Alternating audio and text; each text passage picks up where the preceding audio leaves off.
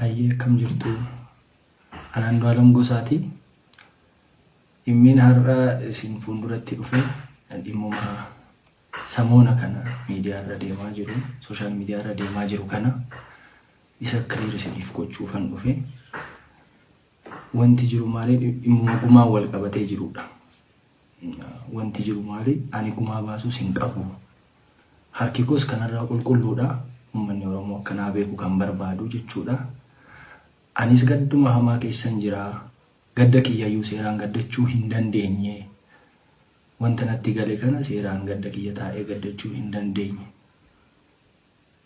Mana hidhaan ture achii homba'ummoo kunoo waanuma hamaa keessa akkasumatti tufuufiinsaan jira. Wanti nani isiitti balleesse yookaan isii miidhee hin qabu. Wanti gumaan baasus hin jiru. Garuu jaarsoliin abbootiin gadaa Oromoo dhugaa jirtu akka ilaaltee naafuutu, dhugaa jirtu akka ilaaltee nu mirkaneessitu, maatii wajjin hariiroon kiyyatti fuufuu qaba waan ta'eef abbootii gadaa Oromoo ergeen jira.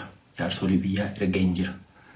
Kan inaan ergee fi akka isaan anaaf yookaan nama kanan biraatiif dubbatan otoo hin taane anis dhugaan qabaa, haadha manaa kiyyaan dhabee dhugaa jirtu naa laalaa, dhugaa jirtu nu ilaalaa jedhee tanan jaarsolii Oromoo, abbaa gadaa Oromoo erge.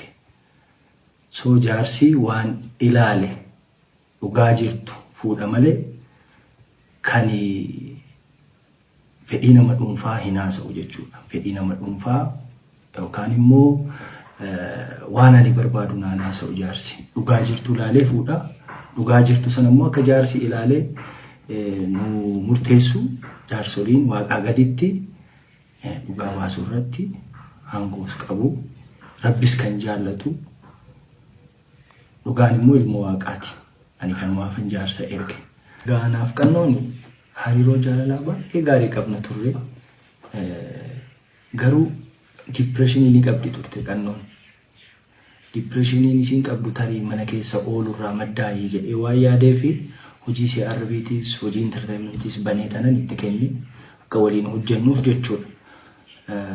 Ergasii ni dhaabbata jedhee yaadeen ture. Garuu itti fuufinsaan irra deddeebii yaalii of ajjechaa kagootu kan itti fuufinsaan erga waan sana godhee itti kennee booddeellee itti fuuftee jechuudha.